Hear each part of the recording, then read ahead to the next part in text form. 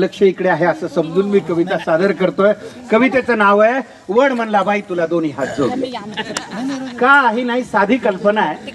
वडामधला आणि त्या बाई मधला तो संवाद आहे, बाकी दुसरं तिसरं काही नाही. एक बाई लगबगीनं पूजेसाठी आली. एक बाई लगबगीनं पूजेसाठी आली. भक्तिभावाने वडाला चक्रा मारू लागली. भक्तिभावाने वडाला चक्रा मारू लागली. वड देवा पूजा पदरात घे. वड देवा पूजा पदरात घे. जन्मोजन्मी पुन्हा मला हाच पती दे. जन्मोजन्मी पुन्हा मला हाच पती दे. आश्चर्याने वडाने विचारलं, हाच पती पाहिजे? आश्चर्याने वडाने विचारलं, हाच पती पाहिजे? काही म्हण बाई तुला खरंच मानलं पाहिजे. काही म्हण बाई तुला खरंच मानलं पाहिजे. त्याच्यावरती बाई काय म्हणाली, काय करणार वड दादा, खूप विचार केला. काय करणार वड दादा, खूप विचार केला. हाच नवरा राहू दे म्हणून आतून आवाज आला. हाच नवरा राहू दे म्हणून आतून आवाज आला. त्याच्यावर तो वड म्हणायला, एवढे दुर्गुण असून सुद्धा याचीच निवड केली. एवढे दुर्गुण असून सुद्धा याचीच निवड केली. म्हणून माय मला तुझी फारच दया आली. म्हणून माय मला तुझी फारच दया आली.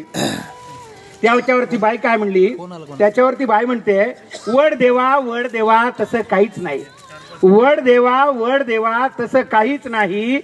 असं नाही की आमचं बिलकुलच पटत नाही. असं नाही की आमचं बिलकुलच पटत नाही. दुसरा नवरा मागायचा मीही विचार केला. त्या बिचारीनं प्रामाणिकपणे सांगितलं, दुसरा नवरा मागायचा मीही विचार केला. पण कल्पनेनंच माझा जीव कासावीस झाला. पण कल्पनेनंच माझा जीव कासावीस झाला. जास्तच बिलिंदर निघाल्यावर मग काय करायचं? जास्तच बिलिंदर निघाल्यावर मग काय करायचं? म्हणून म्हणलं याच्यासाठीच वडाभोवती फिरायचं. म्हणून म्हणलं याच्यासाठीच वडाभोवती फिरायचं. तुम्हाला तर माहिती आहे देवा, मी काही कमी नाही. तुम्हाला तर माहिती आहे देवा, मी काही कमी नाही. बिचाऱ्याच्या डोक्याला केस सुद्धा ठेवला नाही. बिचाऱ्याच्या डोक्याला केस सुद्धा ठेवला नाही. अधून मधून गुरगुर करत, मी थोडंच ऐकते. अधून मधून गुरगुर करत. पहा, या ओळीला पुरुष रसिक सुद्धा दाद देतात. म्हणजे याच्यापेक्षा स्वच्छ मनाची माणसं असू शकतात का? अधून मधून गुरगुर करत, मी थोडंच ऐकते.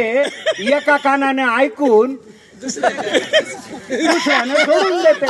एका कानानं ऐकून दुसऱ्यानं सोडून देते. माझी आई मला म्हणली, नवरा बदलायचा नाही. पहा, म्हणजे तो आतून आलेला आवाज कुठून आलेला होता. आजकाल हा आवाज फार झाला. माझी आई मला म्हणली, नवरा बदलायचा नाही. एवढा बावळट माणूस तुला कुठेच मिळायचा नाही. माझी आई मला म्हणली, एवढा बदलायचा नाही, नवरा बदलायचा नाही. एवढा बावळट माणूस तुला कुठंच मिळायचा नाही. तुम्हीच सांगा वड देवा, आईचं मन मोडू का? तुम्हीच सांगा वड देवा, आईचं मन मोडू का? नशिबाने मिळालेलं चांगलं माणूस सोडू का? नशिबाने मिळालेलं चांगलं माणूस सोडू का? वयोवृद्ध झाडाने पण गडगडाटी हास्य केले. वयोवृद्ध झाडाने पण गडगडाटी हास्य केले. वड म्हणला बाई तुला दोन्ही हात जोडले. वड म्हणला बाई तुला दोन्ही हात जोडले. शेवटच्या 4 ओळीकडे आपण विशेष लक्ष द्यावं आणि त्याला आशीर्वाद द्यावे. त्या 4 ओळीला कविता लिहिली कशासाठी? शेवटी वड काय म्हणतोय, न विसरता दरवर्षी पूजेसाठी येत जा. न विसरता दरवर्षी पूजेसाठी येत जा. झाडांसाठी आयुष्यातला थोडा वेळ देत जा. झाडांसाठी आयुष्यातला थोडा वेळ देत जा. धन्यवाद.